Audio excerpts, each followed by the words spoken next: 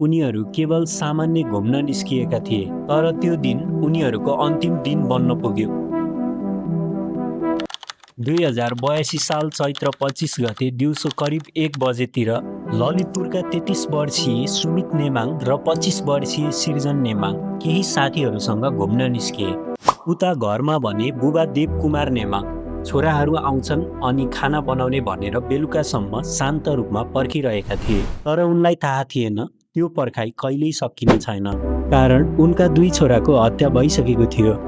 अचम्मको कुरा, यो हत्या कुनै कोठाभित्र, कुनै सुनसान कुनामा वा रातको अन्धकारमा भएको थिएन।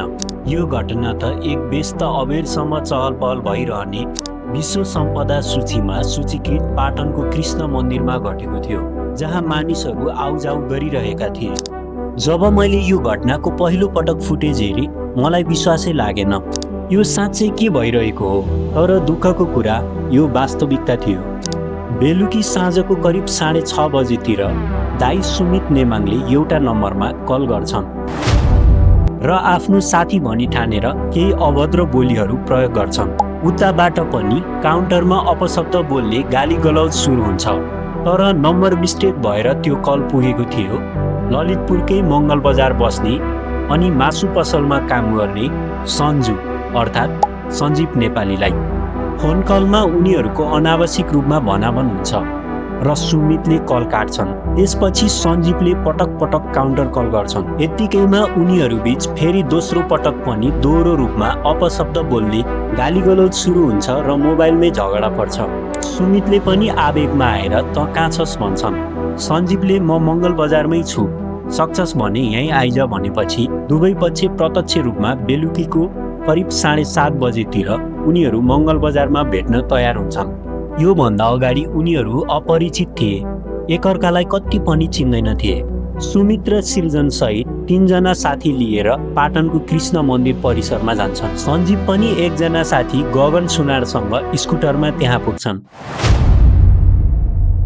सुरुवातमा दाइ सुमित र एकजना साथी सञ्जीवसँग सिँढीमाथि चढेर कुरा गर्छन्। भाइहरू तलै बस्छन्। उनीहरू बीचमा वाद विवाद र फोनमा गरेको कुराहरू निस्कन्छ र चर्काचर्की सुरु हुन थाल्छ।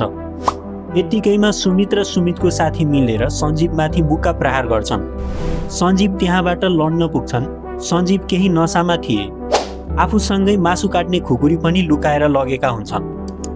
उनले त्यहाँबाट जुरुक्क उठेर खुकुरीले सुमितको घाँटी र पेटमा प्रहार गर्छन्। सुमित त्यहीँ ढल्छन्। त्यसपछि बचाउन आएका भाइ सिर्जनलाई पनि पेट, छाती र घाँटीमा पटक पटक छुरीले आक्रमण गर्छन्। दुवैजना घटनास्थलमै गम्भीर घाइते भई ढल्न पुग्छन्। आँखा पनि चिम्लिने समय नपाउने त्यो घटना घट्छ। कतिसम्म भने सुमित र सिर्जनसँगै गएका 3 जना साथीले पनि उनीहरूलाई सहयोग गरी बचाउन सक्ने समय पाउँदैनन्। तपाईहरूमध्ये झुकिएर गलत नम्बर डायल नगर्ने त सायद कमै हुनुहुन्छ होला, तर म यहाँ यो भन्न खोजिरहेको छैन कि त्यो कुनै खराब कुरा हो। तर कहिलेकाहीँ यस्तो रङ नम्बरले तपाईँलाई बिल्कुलै गलत मानिसहरूसँग भेट गराउन सक्छ। यस्ता मानिसहरू जो तपाईँको जीवनका लागि समेत खतरा बन्न सक्छन्। प्रहरी घटनाको खबर पाएको 3 मिनेटमै घटनास्थलमा पुग्यो र चारैतिरबाट घेराबन्दी गर्दै चक्कु प्रहार गर्ने सञ्जीव नेपाली भागेका थिए। तर एकजना महिला प्रहरीले उनलाई पक्राउ गर्न सफल भइन् र सञ्जीवसँगै गएका गगन सुनारलाई पनि पक्रिन सफल भयो। गम्भीर घाइते भएका सुमित र सिर्जन दुवै दाजुभाइलाई तत्काल बिएनबी हस्पिटल लगियो, तर हस्पिटलले 8:25 दुवैलाई मृत घोषित गर्यो। प्रहरीसँग दिएको बयानमा सञ्जीवले आफ्नो आमालाई सुमितले तथानाम गाली गरी अपशब्द बोलेको र त्यो आफूले सहन नसकेर यो कदम उठाएको बताएका छन्। सञ्जीवको 11 वर्षकी छोरी छिन्। उनको श्रीमतीसँग भने 6 वर्ष अगाडि नै छुटेको थियो।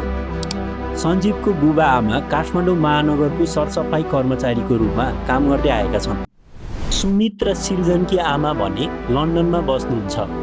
उनीहरू केही समयपछि आमालाई भेट्न लन्डन जाने तयारीमा थिए, तर नियतिले यस्तो मोड लियो कि अब त्यो आमा आफ्ना ती 2 सन्तानलाई कहिल्यै पनि अँगालो हालेर भेट्न पाउनुहुने छैन।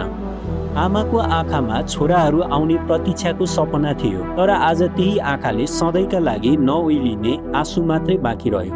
यो घटना अत्यन्तै दुःखद छ। प्रहरीले संलग्नलाई कडा कारबाही गर्ने र थप अनुसन्धान जारी रहेको जनाएको छ। क्षणिक रिसले दुई दाजुभाइको ज्यान लियो। अब प्रश्न तपाईलाई, अर्को पटक रिस उठ्दा तपाई के रोज्नुहुन्छ? आवेग कि संयम?